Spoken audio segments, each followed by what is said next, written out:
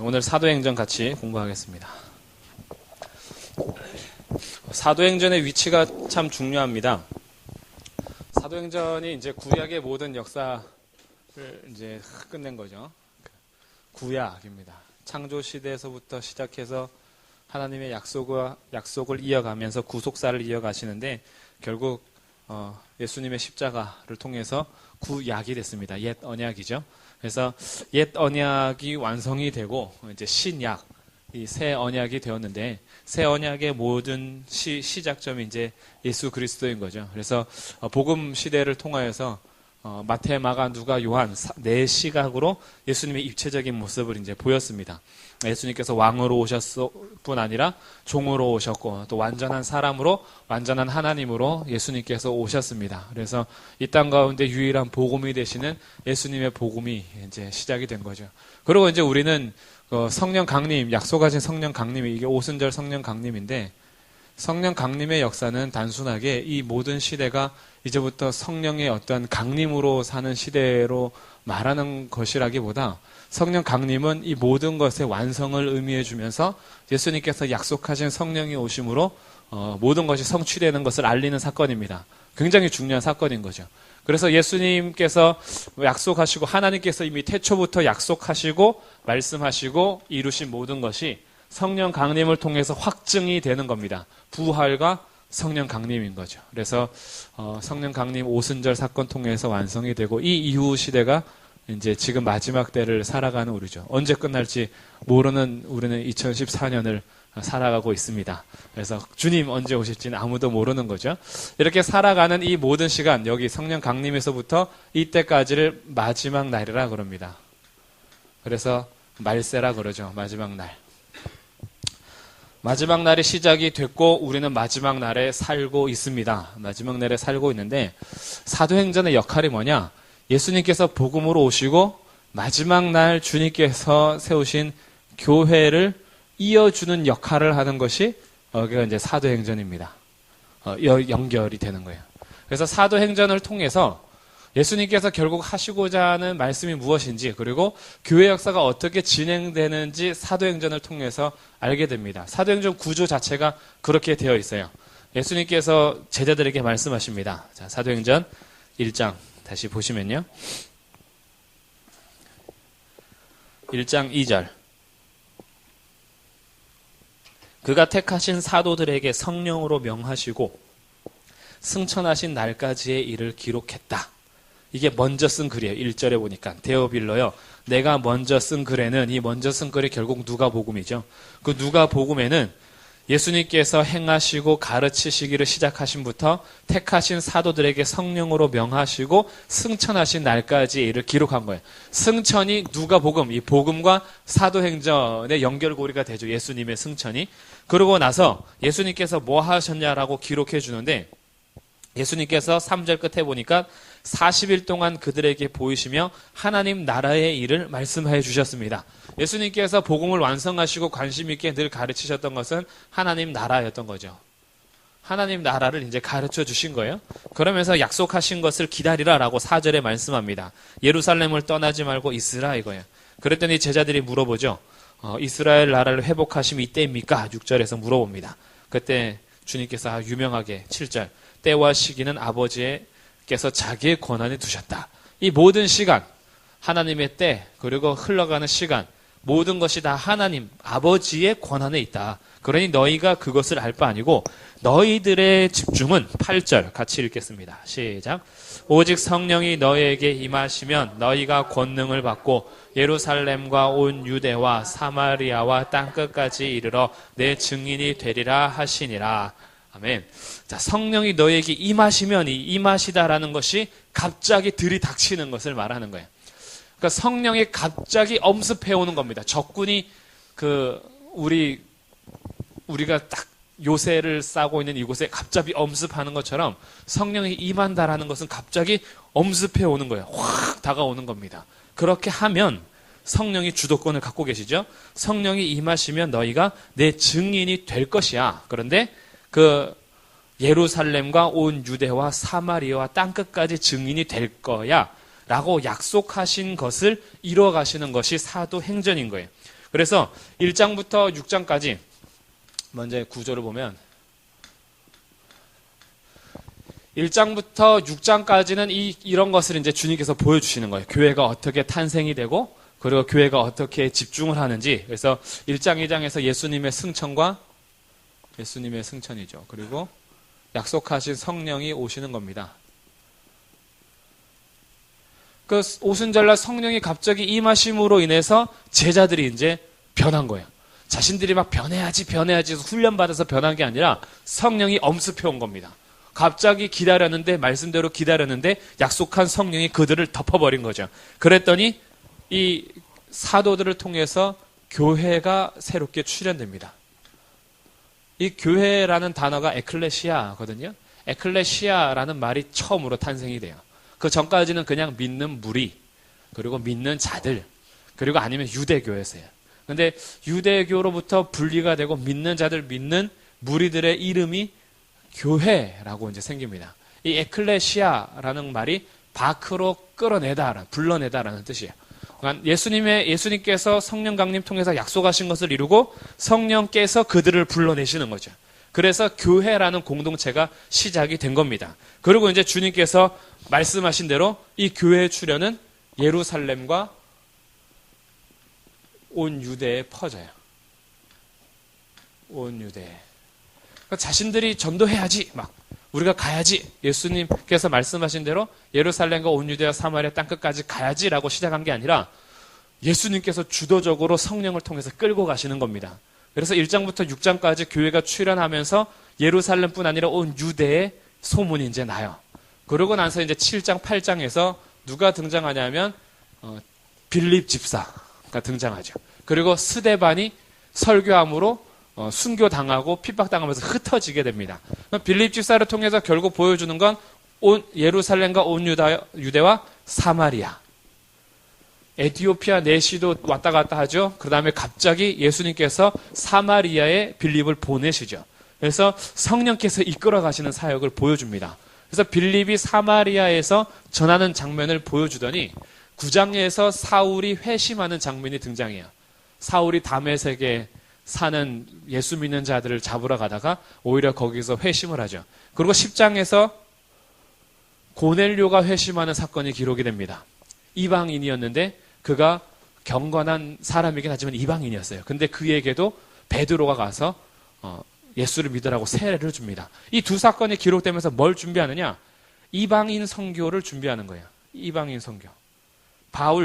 바울과 고넬료 회심을 통해서 이방인들에게도 이 길이 열리는 것을 보여준 이후에 갑자기 11장부터 나머지 이제 28장까지가 땅끝까지 이르러 증인이 되는 사도 바울 중심으로 선교행이 기록이 되는 거죠.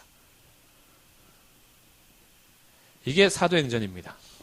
그러니까 사도행전은 우리가 딱 사도행전 하면 기억나는 건 바울의 1차, 2차, 3차 전도행, 로마행 이렇게로 이제 많이 생각을 하는데 사실 사도행전 전체에서 보여주고자 하는 것은 바울의 위대함이 아닙니다.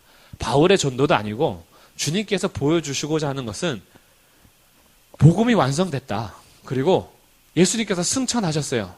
그러면 끝났네. 예수님께서 가버리셨잖아요.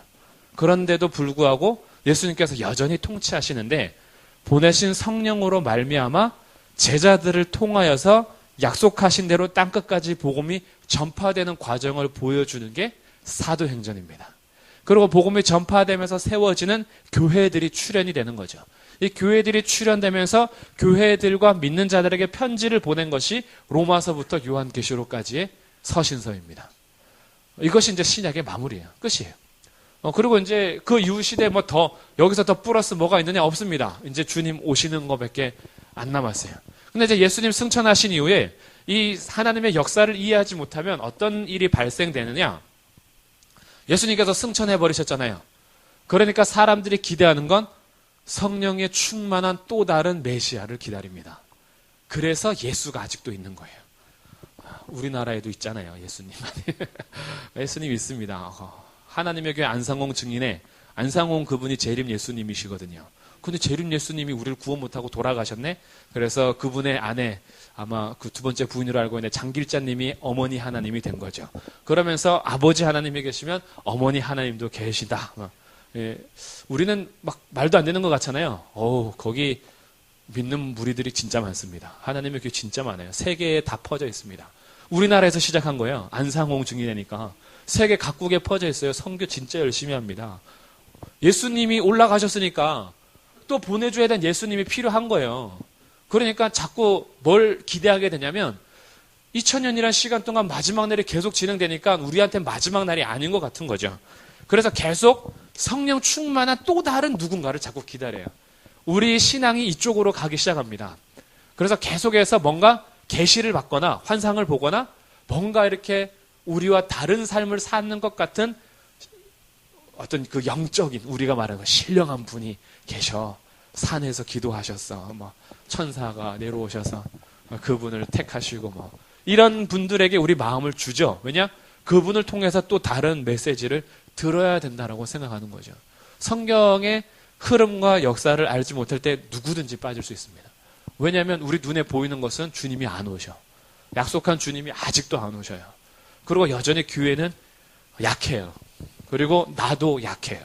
교회만 약할 뿐 아니라 내 신앙도 늘 약해요.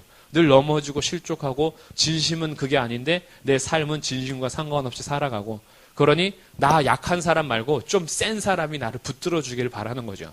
그러다 보니까 내 기도는 안 들어주셔도 그의 기도는 들어주실 거라고 생각하게 되죠. 그래서 등장하는 것이 로마 카톨릭 때 성인들의 이름으로 기도하는 게 등장하는 거예요. 아우구스투스, 어거스틴의 이름으로 기도하면 내 기도는 안 들어주셔도 어거스틴의 기도는 들어줄 거 아니냐. 성인들이 이제 이때부터 등장하는 겁니다. 그래서 성인들 성화 뒤에는 항상 이렇게 동그란 거 있잖아요. 빛나는 분이에요. 우리랑 다른 분들입니다. 그래서 성 바울의 이름으로 기도하고 앞에다 성자 붙이는 것 자체가 우리랑 다르다라고 자꾸 생각하는 거예요. 우리는 그냥 바울입니다. 그냥 어거스틴이에요. 근데 성 바울, 성 베드로, 성 어거스틴 이거 다 로마 중세 시대에 신학이 중구난방으로 가면서 우리는 죄가 많아서 안 들어줄 수 있다. 그리고 이런 사건들이 결론적으로 어디로 가냐면 우리 기도는 안 들어주시고 성인의 기도는 안 들어주셔도 예수님이 엄마 말은 잘 듣는다. 그래서 성모 마리아한테 기도하는 겁니다. 그분에게 기도하면 엄마가 야 아들 예수야 나한테 기도하는데 너가 들어줘야지. 그러면 예수님이 예 어머니 제가 뭐 죄를 봐서는 안 들어줄 텐데 어머니께서 요청하시니 제가 드려야죠. 이러면서 탄생하는 거예요. 그게 갑자기 막 등장하는 일들이 아닙니다. 몇백 년이 지나면서 몇십 년 몇백 년이 지나면서 서서히 하나씩 단계를 밟아가면서 최종적으로 등장한 거예요. 그러니 조금씩 갈 때는 몰랐던 문제들이 발생하는 거죠. 왜냐면 늘 발견되는 게 나는 죄인인 것밖에 안 돼. 내가 항상 믿으려고 하는데 안 돼, 삶이. 그러니 내 기도는 안 들어주신다라고 생각을 하죠.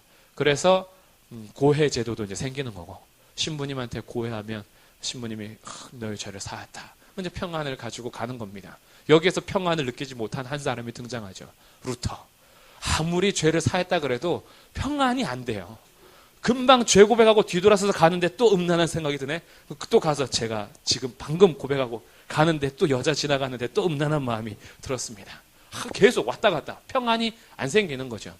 그래서 수도사로서 엄청 고행을 많이 합니다. 그들이 막 성지도 다니고 막 많은 일들 다 해요. 그래도 평화가 없는 거예요. 그러면서부터 이제 계속 성경을 보고 하면서 하나 잡죠. 의인은 믿음으로 말미암아 사는 거구나. 그러면서부터 로마 카톨릭이 성경과 다른 제도들이 이제 보이는 거죠. 그래서 개혁하려고 붙인 게 아니라 한번 진짜를 따져보자고 붙인 게 95개조 반박문이거든요. 회의해보자, 토론해보자 이거야. 그랬더니 저게 반항해? 이러는 바람에 도망가죠, 루터가. 그래서 자기가 개혁하려고 시작한 것이 종교의 개혁이 아니라 성경대로 한번 해보자라고 한 것이 개혁이 돼버린 거예요. 하나님의 역사가 진행된 거죠. 그래서 어쨌든 지금 성경의 역사는 사도행전 이후에 주님께서 결국 하시고자 하는 게 뭐냐? 승천하신 예수님이 손 뗀 거 아니다. 사도행전의 주제입니다. 사도행전은 승천하신 예수 그리스도께서 성령으로 말미암아 사도들과 비롯한 제자들을 통하여서 여전히 통치하시는 분이 주요 왕이신 예수 그리스도다라는 것을 보여주는 것이 사도행전이에요. 마지막 날까지 그러면 누가 성령이 주체가 되느냐? 그렇지 않다라는 거예요. 결국 예수 그리스도가 주체가 돼서 성령이 그의 영으로 다스릴 때 사람이 계산해서 교회 역사가 움직이는 게 아니라 주님의 주권으로 이끌어가는 성경 역사. 그래서 약속한 대로 성령이 임하니까 예루살렘과 온 유대와 사마리아와 땅끝까지 이뤄가는데 이 역사를 예수님이 성령을 통해서 여전히 이뤄가시는 역사를 보여주는 게 사도행전입니다. 주께서 이뤄가시는 거죠. 그래서 여기에서는 바울이 위대함이나 빌립의 위대함이나 교회의 어떤 일들을 보여주는 게 아니에요. 새로운 공동체가 출현되는데 여전히 교회의 주인은 그리스도 예수님이시다. 그분이 여전히 통치하신다. 이거는 오늘 2014년 우리에게도 해당되는 겁니다. 여전히 주님께서 우리를 통치하십니다. 그래서 오늘도 우리가 고백하는 거예요. 교회는 그리스도의 몸된 몸이 되고 그리고 교회는 성령의 전이 되며 우리들은 각 지체가 되는 거죠. 연결되어 있는 겁니다. 그래서 이때부터 사도행전, 복음 이후에 시작됐던 사도행전의 교회와 21세기 살아가는 우리의 교회가 다른 교회가 아니에요. 동일한 교회입니다. 똑같은 교회예요. 주님께서 세우시는 교회입니다. 물론 사람이 달라졌죠. 사람이 다르고 신앙의 깊이가 다르고 생활 양식이나 문화 양식이 달라졌죠. 그러나 근본은 똑같습니다. 교회는 주님께서 세우셨다라는 거예요. 그리고 교회는 이제 주님이 이끌어 가실 겁니다. 마지막 때까지 아무리 교회가 약해도요, 주님께서는 교회를 통해서 일하십니다. 그리고 교회를 통해서 여전히 복음이 전파되게 하시고 교회를 통하여 생명이 전해지게 하십니다. 이게 주님의 역사요, 주님의 사역이라는 거예요. 그래서 이제 이런 사건들을 통해서 사도행전이 이어져 감을 우리는 알아야 돼요. 이런 이제 상태를 이런 상황 가운데 결국 사도행전 이제 본문 중간중간 보면서 한번 간단하게 살펴보겠습니다. 아까 이제 1장 봤어요. 주님께서 올라가십니다. 올라가시는데 주님께서 말씀하시죠. 1장 11절. 이르되 갈릴리 사람들아 어찌하여 서서 하늘을 쳐다보느냐. 너희 가운데서 하늘로 올려지신 이 예수는 하늘로 가심을 본 그대로 오실 것이다. 라고 다시 오실 예수님을 이미 선언하시고 너희들은 주님이 다시 오실 때까지 할 일은 하늘 쳐다보는 게 아니라 너희 할 일 해라 이거예요. 성령을 기다리고 성령이 엄습하면 내 증인이 되리라입니다. 그래서 12절부터 14절까지 그들이 모이죠. 그래서 그들이 오로지 기도에 힘씁니다. 기도에 힘쓸 때 모였던 사람 14절 여자들도 모이고 예수의 어머니 마리아도 모이고 예수의 아우들도 모입니다. 예수님 보고 미쳤다. 정신병자가 된 것 아니냐라고 했던 아우들도 예수님의 십자가와 부활을 목격하고 승천하는 것을 보면서 예수님이 우리 육체적 형 아니구나. 하나님의 아들이구나라고 확인했기 때문에 모여서 같이 기도하는 겁니다. 예수님의 어머니 마리아도 제자들이 숭배했던 대상이 아니라 결국 예수님 어머니 마리아도 예수님의 이름으로 기도하는 한 자매로 기록이 되잖아요. 그러니까 전혀 숭배 이유가 없습니다. 그분도 같이 예수의 어머니 마리아도 같이 기도에 힘씁니다. 이때 사람들이 점점 모이더니 15절 120명 정도가 모였습니다. 그때 기도하는 중에 베드로가 그 사이에 일어서서 얘기합니다. 16절 형제들아 성령이 다윗의 입을 통하여 예수 잡는 자들의 길잡이가 된 유다를 가리켜 미리 말씀하신 성경이 응하였다. 베드로가 기도하는 중에 성령을 기다리면서 기도하는 중에 주님께서 말씀을 깨닫게 하시는데 시편에 기록된 가룟 유다에 대한 성경이 임해져서 12명을 채웠던 사도가 12명의 사도 중에 한 명이 배신을 하고 목매달아 죽음으로 한 명이 줄은 거죠. 마이너스 1이 된 겁니다.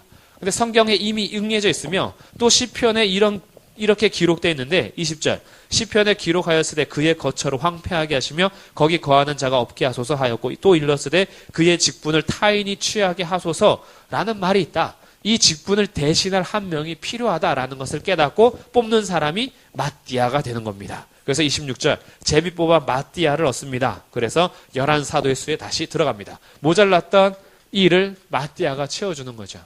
이게 왜 갑자기 들어가느냐? 성령 오시기 전에 이들이 채워놔야 했던 또 12명. 구약을 대표하는 것이 12지파라면 신약에서 교회를 대표하는 것은 12사도가 됩니다. 이것은 나중에 요한계시록에서도 나오고 결국 이스라엘의 12지파 그리고 예수님의 12사도 12 이제 완전함을 채워가면서 예수님의 교회의 기초로 주님께서 만드시죠. 그러니 교회의 기초를 다시 마띠아를 얻음으로 든든하게 세워갑니다. 그리고 마띠아가 어떻게 했는지 성경은 전혀 기록하지 않아요. 여기에 관심을 두지 않습니다. 12명을 채운 것으로 성경이 다시 응해진 거예요. 그리고 2장 1절 오순절이 이제 임한 겁니다. 오순절은 성령 강림으로 시작된 날이 아니라 오순절은 이미 구약 때부터 지켰던 절기죠. 그래서 6월절 이후에 7번의 안식일이 지납니다. 그래서 77절이라 하기도 하고 7번 지나면 7 곱하기 7 49일 다음에 50일째 맞는 것이 오순.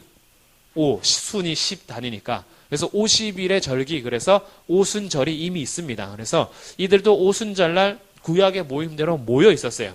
근데 이때 갑자기 불의 혀 같은 것이 막 갈라지면서 각 사람 한 사람 한 사람에게 성령이 임하십니다. 그래서 4절 그들이 다 성령의 충만함을 받고 성령이 말하게 하심을 따라 다른 언어들로 말하기 시작합니다. 이 다른 언어들로 말하는 것은 11절 그레데인과 아라비아인들이 이렇게 말합니다. 모든 지파에서 온 사람들이 우리가 다 우리의 각 언어로 하나님의 큰 일을 말함을 듣는도다. 여기서 그러니까 방언이라는 것이 각 지방에서 온 사람들이 자기네 지방의 언어로 듣는 거예요. 오늘 은혜마을 교회에 아프리카에서도 오고 미국에서도 오고 캐나다에서도 오고 인도에서도 오고 막 왔는데 제가 그냥 설교를 했는데 이 사람들이 자기네 언어로 다 듣게 되는 거죠. 이게 무슨 일인가 이거죠. 제자들이 분명히 되게 촌 사람들인데 어부 출신에 뭐 별거 지식도 없어요. 근데 입에서 외국어가 막 나가는 거예요. 근데 외국어가 나갈 때 그냥 막 헛소리 하는 게 아니라 하나님의 큰 일을 말하고 있는 겁니다. 이것을 들은 거예요. 120명이 모여있을 때 성령의 충만이 각 사람에게 임하더니 이들의 언어를 통해서 나오는 하나님의 큰 일. 결국 이것이 복음을 전하게 되는 겁니다. 그래서 오순절 날 모였던 무리들이 이 오순절 성령 강림을 통해서 복음을 듣게 돼요. 예수가 주라는 것을 듣게 됩니다. 그분의 십자가 복음을 듣게 되는 거죠. 그리고 이들이 이제 흩어집니다. 이들 중에서 몇 사람들이 가서 교회를 이제 세워가는 거죠. 교회를 세운다라는 것은 이들이 돌아가서 십자가 꽂고 건물을 세웠다는 게 아닙니다. 그리스도를 믿으면 그들이 모임이 교회가 돼요. 그래서 이들이 오순절날 갔다가 예수님을 믿게 돼서 다시 돌아갔을 그때에는 예수님 믿는 무리들이 구별된 공동체가 됩니다. 이들의 시작이 교회가 되는 거죠. 그래서 이때 흩어져서 세워진 교회 중에 하나가 아마 로마 교회가 아닌가라고 추정합니다. 이때 모였던 무리 중에 흩어지는 거죠. 그러니까 로마는 자생된 교회죠. 오순절날 설교를 듣고 예수를 믿는 무리들이 돌아가서 교회를 이제 세워가는 거죠. 이런 식으로 해서 오순절 성령 강림의 이제 역사를 마칩니다. 마치고 나서 베드로가 14절부터 설교를 쭉 하는데 결국 이 설교를 통해서 세워지는 무리들이 따로 이제 모이게 됩니다. 그때 41절 그 말을 받은 사람들은 세례를 받음에 이날의 신도의 수가 3,000이나 더하더라. 그들이 사도의 가르침을 받고 서로 교제하고 떡을 떼며 오로지 기도하기를 힘씁니다. 새로운 공동체가 출현이 되기 시작했어요. 그래서 이들의 공동체는 사도들의 가르침을 받습니다. 서로 교제해요. 떡을 뗍니다. 성만찬을 의미해요. 그래서 주님의 살과 피를 기념하면서 서로 교제하는데 이것을 조금 더 자세히 설명한 것이 43절부터 47절이에요. 사람마다 두려워합니다. 근데 사도들로 말미암아 기사와 표적이 많이 나타나서 믿는 사람이 다 함께 있습니다. 그래서 그들의 교제는 서로 통용합니다. 공동 소유예요. 재물관이 변한 겁니다. 내 것, 사유물이었는데 주님을 믿고 교회 공동체로 들어와 보니 내 것, 너 것이 없어졌어요. 누가 필요하면 갖다 줍니다. 그래서 45절 재산과 소유를 팔아서 각 사람의 필요를 따라 나눠주죠. 46절 날마다 마음을 같이하여 성전에 모이기를 힘씁니다. 너무 즐거운 거예요. 이들이 모여서 예수님의 말씀을 듣고 가르침을 받는 것이 즐겁습니다. 그리고 집에서도 떡을 뗍니다. 집에서도 예수님의 살과 피를 기념하고 교제하기를 그치지 않습니다. 그러니까 장소 불문하고 이들의 교제가 완전히 바뀐 거예요. 기쁨과 순전한 마음으로 음식을 먹습니다. 교제하죠. 하나님을 찬미하고 온 백성에게는 칭송을 받습니다. 이 모임이 특별한 거예요. 사람들이 볼 때도 특별합니다. 그래서 칭찬을 받아요. 그래서 구원받는 사람이 날마다 더하는데 성경은 이렇게 기록하죠. 47절 끝입니다. 주께서 구원받는 사람을 날마다 더하게 하시니라. 결국 구원받는 수를 주님께서 불러주고 주도권은 주께 있다라는 거예요. 주께서 더하게 하신 거지 그들의 능력으로 인해서 교회가 세워지거나 사람들이 모인 것이 아니다. 주께서 불러주셨다라고 얘기합니다. 그래서 이제 1장, 2장에 예루살렘과 온 유대에 새로운 공동체가 출현함으로 온 백성들이 칭송을 하고 점점 모이기 시작한 거죠. 이것이 사도행전에서 시작이 됐다면 이제 3장 4장에서 3장, 4장, 5장, 6장에서 교회가 이제 출현이 되는데 교회의 출현은 베드로의 역할이 큽니다. 베드로가 설교합니다. 3장에서 설교를 하고요. 4장에 옵니다. 4장에서 3절. 그들을 잡음에 날이 이미 저물었으므로 이튿날까지 가두었습니다. 그러나 말씀을 들은 사람 중에 믿는 자가 많습니다. 결국 교회가 어떻게 세워지는지 기록한 거예요. 말씀을 들은 사람들이 믿고 모이는 곳이 교회다라는 거예요. 베드로는 그 성전 미문에서 안진병을 일으킨 다음에 그가 그 사건을 통해서 기적이 교회의 요소가 아니라 기적을 통해서 말씀을 증거합니다. 그래서 말씀을 증거할 때 핵심은 결국 예수 그리스도예요. 구약에서부터 약속하신 예수, 그가 우리가 기다리는 메시아요 구원자다. 이 말을 들은 사람들 중에 믿는 자가 생긴 겁니다. 그래서 4장 4절 믿는 자 수가 약 5천 명이 되는 거죠. 그래서 교회는 기적이 아니라 말씀으로 세워지는 겁니다. 기적으로 세워지는 것은 꼭 교회가 아닐 수도 있어요. 다른 데도 기적이 있습니다. 교회 예수님의 이름으로만 귀신 떠나가는 거 아닙니다. 팥 던지는 데 사람들 있잖아요. 이렇게 물러가라. 그래서 막 옛날에 막 그 최면술 걸기도 하고요. 기적 일어납니다. 기적이 예수님의 이름으로 일어나지 않습니다. 불공을 열심히 들여서 정말 병들은 사람이 치료하는 간증들 많이 있습니다. 불교에도 간증이 있어요. 우리에만 간증이 있는 거 아닙니다. 기적의 요소는 어디에나 있을 수 있습니다.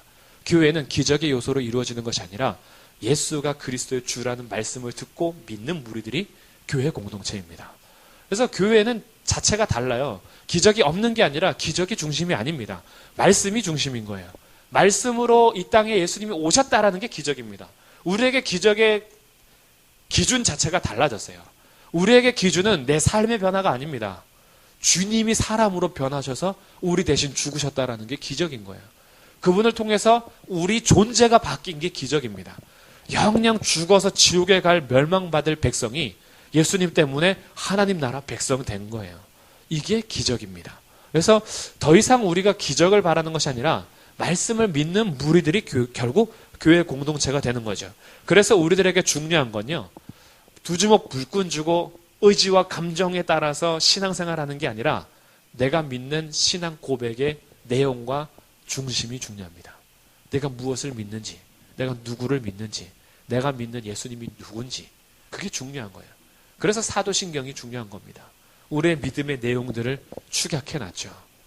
내가 믿는 게 뭔지 거기다 요약해놨잖아요. 전능하신 하나님 아버지를 믿고, 근데 예수님에 대한 정체성, 예수님의 사역, 성령께서 오셔서 성령을 믿고 그가 이루신 교회, 몸된 교회와 나중에 영생까지 믿는 우리의 믿음의 내용을 담아둔 게 사도신경인 거죠. 그래서 우리들은 신앙생활을 내 의지와 감정과 두 주먹 불끈 쥐는 것으로 하는 게 아니라 나의 믿음을 말씀으로 확인하는 것으로 계속 진행이 되어야 합니다. 그것이 교회라는 거예요. 그래서 3장, 4장, 5장, 6장에서 그것을 보여줍니다. 이런 상태에서 5장에서 갑자기 아나니아 삽비라 사건이 일어나죠. 성령을 속이는 사건을 통해서 교회가 출현할 때 교회 내의 영적인 불순물을 제거하는 사건이 아나니아 삽비라입니다. 그래서 5장 11절 온 교회와 이 일을 듣는 사람들이 다 크게 두려워하니라. 이때 처음 등장했어요. 교회라는 단어입니다. 온 교회와죠. 이 전까지는 이 교회라는 단어를 안 썼거든요. 근데 이때부터 이제 교회라는 단어를 쓴 겁니다. 그래서 교회라는 새로운 공동체가 출현이 된 거예요. 이런 교회는 없었습니다. 그전에는 히브리인들로부터 하나님을 믿는 사람들을 유대인이라 했어요. 유대교. 근데 유대인들이 믿기 시작했는데 이들은 유대교가 아니에요. 그리스도교가 되는 겁니다. 이들이 이제 교회가 되는 거죠. 그래서 온 교회가 함께 모여서 다 두려워합니다. 아나니아와 삽비라 사건을. 아, 성령을 속여서는 안 되는구나. 이걸 깨닫게 되는 거죠. 그러죠. 교회가 신앙 고백과 함께 새로운 공동체 출발을 하면서 이들의 새로운 공동체 삶이 어떻게 되느냐? 5장 29절입니다.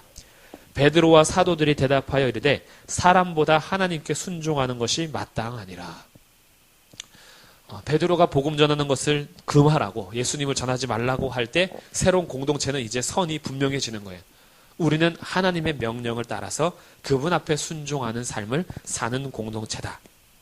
그래서 5장 30절 너희가 나무에 달아 죽인 예수를 우리 조상의 하나님이 살리시고 이스라엘에게 회개함과 죄사함을 주시려고 그를 오른손으로 높이사 임금과 구주로 삼으셨다. 임금, 왕이라는 거예요. 왕, 인도자 이런 뜻입니다. 예수를 우리의 왕 삼으셨고 우리를 구원하실 주로 삼으셨어요. 이게 새로운 공동체의 신앙 고백입니다. 더 이상 우리의 왕은 다른 것이 아니라 그리스도 예수가 되는 거죠. 이게 우리의 삶이 돼야 돼요. 믿음의 공동체 안에서 우리가 거침없이 말할 수 있는 것, 담대하게 말할 수 있는 것, 예수님만이 우리의 왕이시라는 것. 그래서 그분 앞에 순종하는 것이 마땅한 겁니다. 왜 순종해야 됩니까? 확인이 필요할 때도 있죠.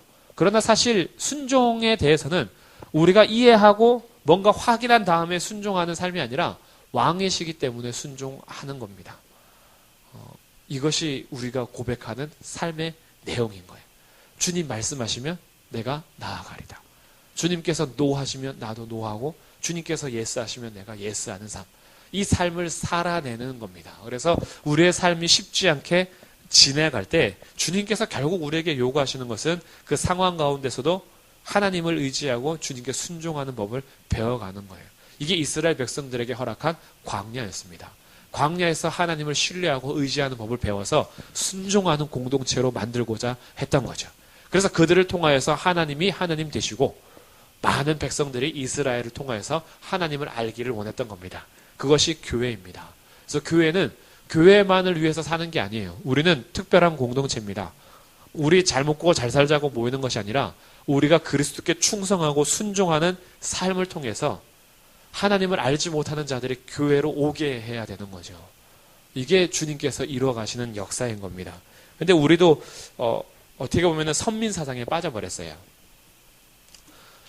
이스라엘이 자신들을 택하신 하나님에 대해서 선민 사상에 빠져서 이방인들을 무시한 것처럼 우리들의 교회도 하나님의 택함 받은 선민 사상에 빠져서 이방인들과 불신자들에 대해서 별로 관심이 없습니다. 내 욕심을 채워가는 하나의 도구가 된 거예요, 예수님이. 그래서 예수님은 길이 아니라 우리가 잘 사는 길을 안내해주는 역할자로 생각합니다. 우리 모든 길과 방향이 예수님께로 가야 되는데 예수님께 구해서 내 욕심 채우는 거죠. 이게 신앙생활인 줄 알고 있어요. 신앙생활은 예수님께 구해서 내 거 채우는 거 아닙니다. 내 모든 방향과 길이 예수님께로 가는 거예요. 이것을 놓쳐버리니까 기도가 똑같잖아요. 예수 믿는 사람이든 안 믿는 사람이든 부처님한테 불공을 드리는 거랑 예수님께 기도하는 거랑 내용이 다를 게 없어요. 그냥 치료해 주시고 좋은 차 주시고 좋은 직장 주시고 내 아들 잘 되게 해주시고 우리 집안 평탄하게 해주시고 다를 게 없잖아요. 근데 우리는 그게 아닙니다. 예수님을 통해서 우리 살 길 찾는 게 아니라 예수님이 우리 살 길이에요. 그래서 우리 앞에 좋은 차가 없든 질병이 있든 우리 안에 문제가 있든 상관없어요. 그것 때문에 길이신 예수님께 가면 그게 복이 되는 겁니다. 그래서 고난이 유익이다라고 같이 고백할 수 있는 거죠. 누가 고난을 좋아하겠습니까? 근데 그것이 아니면 예수님께 갈 일이 없었다. 그것이 오히려 망하는 길인 거죠. 우리들의 방향이 이겁니다. 그래서 상황 가지고 기도하실 때 얼마나 힘이 듭니까? 세상 살기가. 그래서 기도할 때 이 상황을 통해서 예수님께 간다면 그거는 굉장히 좋은 길이 됩니다. 이 상황을 해결하기 위해서 예수님을 도구 삼지 마시고 이 상황 때문에 예수님께 가시라니까요.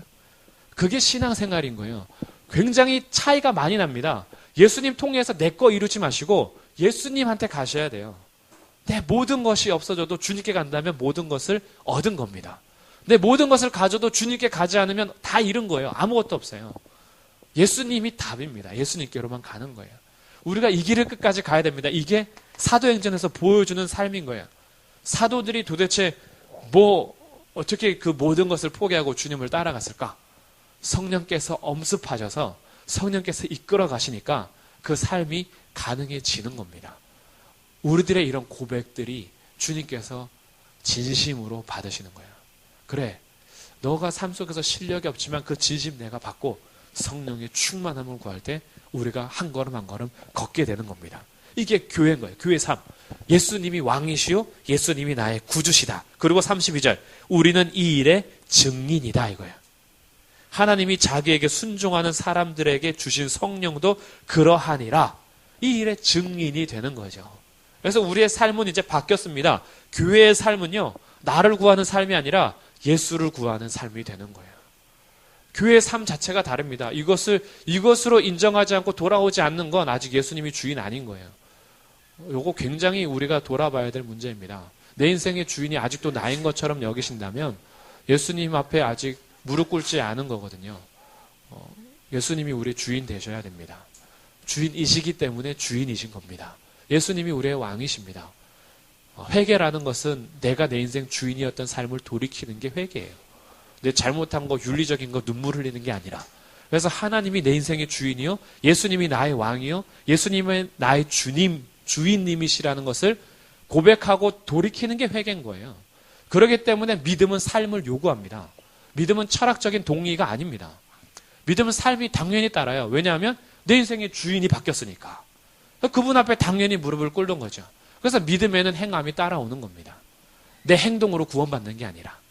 이 성경이 이것을 지금 증거하고 있는 거예요. 주님께서 이것을 끌고 가십니다. 그래서 이 일이 증인이 되는 삶을 이제 보여주시는 거죠. 그래서 이제 6장까지 정리를 한 다음에 7장에서 주님께서 새로운 사역을 시작하시는데 7장 1절 대제사장이 이렇게 말합니다. 이것이 사실이냐? 스데반의 얘기죠. 그랬더니 스데반이 설교하기 시작합니다. 스데반의 설교는 결국 이 땅의 성정과 율법과 제사는 그림자요. 예수님이 실체다라는 것이 핵심입니다. 그래서 스데반은 결국 예수님을 증거해요. 예수님을 증거했더니 그에게 돌아온 것은 돌이었습니다. 54절. 그들이 이 말을 듣고 마음에 찔려 그를 향하여 이를 갈거늘 스데반이 성령 충만하여 하늘을 우러러 주목하여 하나님의 영광과 및 예수께서 하나님 우편에 서신 것을 보고 말합니다. 보라, 하늘이 열리고 인자가 하나님 우편에 서신 것을 보노라. 그랬더니 큰 소리 지르고 귀를 막고 일제히 달려들어서 돌로 칩니다. 그가 죽을 때 외치죠. 59절. 주 예수여 내 영혼을 받으시옵소서. 스데반이 순교하면서 우리에게 가르쳐준 사실, 예수님께서 승천하셨으나 여전히 우리를 통치하시고 우리의 영혼을 다스리신다. 주 예수여 내 영혼을 받아주시옵소서. 그리고 60절. 이 죄를 그들에게 돌리지 마옵소서. 자기도 성령이 아니면, 예수님이 아니면 똑같은 삶을 살 뿐인 거죠. 내가 이렇게 고백하고 주님을 볼 수 있다라는데 그 영광이 압도되니까 나에게 돌로 치는 그들이 대적자로 보이는 것이 아니라 불쌍한 영혼으로 보이는 거예요. 이들도 나처럼 진짜 영광을 봐야 되는데, 영광의 하나님을 봐야 되는데, 그것이 가려져 있으니까 이를 갈고 돌로 치는 거 아니에요. 그 은혜를 누린 자들입니다. 그래서 은혜를 누리는 자들은요, 상대를 향하여서 은혜를 못 누리는 자들을 향하여 손가락질하지 않습니다. 은혜를 진짜 제대로 누리면요, 손가락질이 아니라 내가 그에게 더 영광을 보여주지 못함에 대해서 회개하고 그를 불쌍히 여기며 기도합니다. 이게 신자들이 가야 될 길인 거예요. 나에게 돌로 치는데 그 돌로 치는 그 악에서 나를 미워하는 악을 보는 게 아니라 나도 똑같은 모습을 보는 거예요. 예수가 아니었다면 나도 저렇게 살 것인데, 내가 무엇이 간데 주님께서 나에게 은혜를 주셨던가, 내가 무엇이 간데 주님께서 나를 택하셨던가. 하나님의 은혜에 넘치다 보니까 대적자들을 향하여서 기도하는 거죠. 이게 스데반이 마지막까지 우리에게 보여주는 모습입니다. 결국 스데반도 우리와 똑같은 사람이에요. 질그릇입니다. 성질 낼 줄 알아요. 스데반도 그 마음에 죄악이 있습니다. 스데반도 우리랑 똑같이 삶을 사는데 그에게 바뀐 것이 하나 있다면 질그릇 안에 담겨있는 보배가 바뀌었어요. 스데반은 이제 이 안에 여전히 죄가 있고 자신이 부족하지만 이 안에 보배를 예수로 삼은 겁니다. 그러니 질그릇이 깨지니까 뭐가 나오냐면 보배 예수가 나오는 거예요. 사람들이 평소에는 내 믿음이 어떤지 참 힘듭니다. 위기가 닥쳤을 때 알아요. 그리고 힘든 상황에서 알아요. 그 속에서 찔리고 깨졌을 때 뭐가 튀어나오는지에 따라서 그 안에 뭘 담고 살았는지 아는 겁니다. 위기 상황과 급박한 상황에 결국 돈으로 가면 이 안에 돈 담고 있었던 거예요. 세상에 물질관이 이 안에 가득 있었던 겁니다. 나중에 결국 이성으로 가면 그 안에는 이미 이성에 사로잡혀 있었던 거죠. 예수로 사로잡혔을 때 그가 깨지면 예수가 나오는 거예요. 그래서 똑같은 질그릇인데 우리가 무엇을 담고 있느냐에 따라서 다른 겁니다. 이렇게 스데반이 죽고 나서 사울은 교회를 박해하기 위해서 가는데 주님께서는 이 박해를 통하여서 흩어진 사람들을 통하여 사마리아에 복음을 전파하게 하십니다. 그것이 8장 5절이에요. 빌립이 사마리아 성에 내려가 그리스도를 백성에게 전파합니다. 그렇죠? 결국 환난 때문에 주님께서 일하신 것은 사마리아에도 복음이 전파되게 된 거예요. 여전히 예루살렘과 유대에만 사람들이 있었어요. 그 누구도 따로 얘기하지 않습니다. 여기에만 갇혀 있었어요. 근데 스데반 때문에 박해가 일어나니까 여기 있던 사람들이 다 흩어진 거예요. 예루살렘에 있다가는 죽을지도 몰라요. 그 중에 빌립이 사마리아로 간 겁니다. 주께서 이끌어 가시잖아요. 성경을 어떻게 이끌어 가시는지 잘 보셔야 돼요. 그래서 거기에서 복음을 전하고 9장에서 사울이 회심하게 되는 거죠. 사울의 회심은 결국 이 땅끝까지 이방인 선교를 준비하시는 거고 10장에 가서 고넬료가 회심하는 겁니다. 10장 2절 그가 경건하여 온 지방과 더불어 하나님을 경외하며 백성을 많이 구제하고 하나님께 항상 기도하지만 그는 1절 이탈리아 부대 군대 백부장이에요. 이방인이에요. 이방인. 그래서 그에게 복음을 전하는 것이 유대인에게는 거리낌이 됐습니다. 그래서 베드로에게 환상을 보여주시는 거예요. 보자기에다가 짐승들 다 모아놓고 내린 다음에 먹으라 하니까 주님 제가 거룩하지 않은 것 먹을 수가 없습니다. 구별하신 음식법 있잖아요. 그래서 더러운 음식은 제가 먹지 않습니다. 라고 얘기하는데 주님께서 너가 그거 판단하지 말고 그냥 잡아 먹으라 그래요. 15절 또 두 번째 소리가 있을 때 하나님께서 깨끗하게 하신 것을 내가 속되다 하지 말아라. 너의 족보 때문에 너의 혈통 때문에 이방인을 속되다라고 너가 판단하지 마라. 내가 깨끗해 한 자들이야. 주님께서 이방인에 대해서 열어두시는 거죠. 베드로가 이 환상을 3번 똑같이 본 다음에 알게 되는 겁니다. 고넬료 집에 갔을 때 고넬료가 이방인인데 이 환상을 안 봤으면 이방인은 아니다. 하나님께서 택한 백성이 아니다. 자기 생각대로 판단했을 텐데 하나님께서 이미 환상을 보여주심으로 이것 때문에 보여주셨구나라고 고넬료에게 복음을 전합니다. 그리고 그에게 세례를 베풀죠. 그래서 34절 베드로가 입을 열어 말하되 내가 참으로 하나님은 사람의 외모로 보지 아니하시고 각 나라 중 하나님을 경외하며 의를 행하는 사람은 다 받으시는 줄 깨달았도다. 몰랐던 거예요. 그전까지는 이스라엘 백성들만이었습니다. 유대인들이었어요. 근데 하나님께서 그들을 깨끗하게 하셨다는 것을 알게 됩니다. 그래서 이제 준비가 되는 거죠.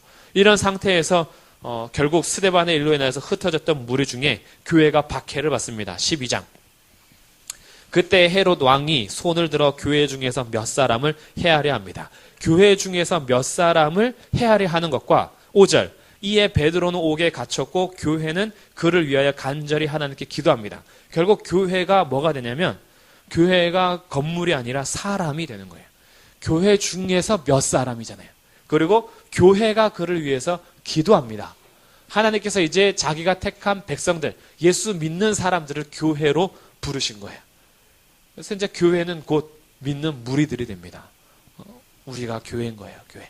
그래서 우리가 꼭 여기 안 있고 밖에 나가서 모여도 우리는 교회입니다. 이것을 잊지 마셔야 돼요.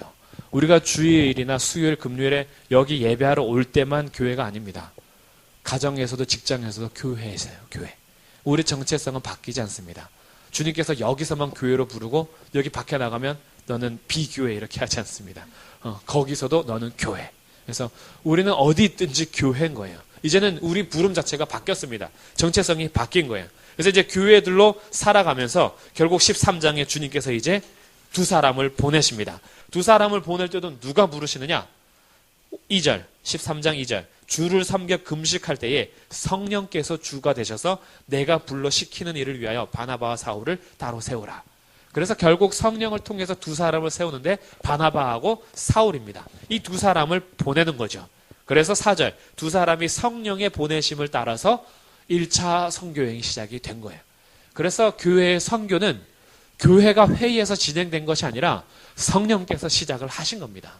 성령께서 주도권을 가지고 예수가 여전히 통치하시면서 땅끝까지의 복음을 누가 시작하셨냐면 예수께서 성령을 통해서 진행하신 거예요. 이게 교회의 사명이 된 겁니다. 주님께서 하시는 거예요. 그래서 1차 전도여행, 2차 전도여행, 3차 전도여행이 28장까지 이제 이어지는 거예요. 마지막 28장이 어떻게 진행되는지 볼까요? 자, 28장 23절입니다. 결국 마지막까지 바울을 통해서 전해지는 게 뭐냐? 23절 같이 읽습니다. 시작.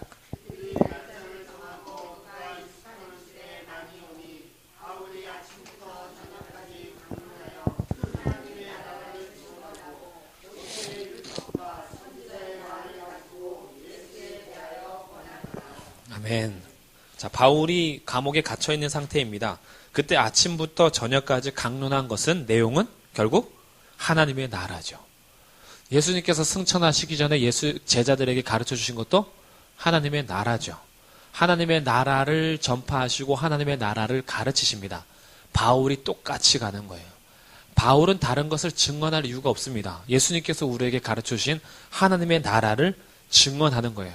근데 그 하나님의 나라를 살기 위해서 반드시 권면해야 되는 그 한 분이 모세의 율법과 선지자의 말, 즉 성경을 가지고 예수를 권하는 겁니다.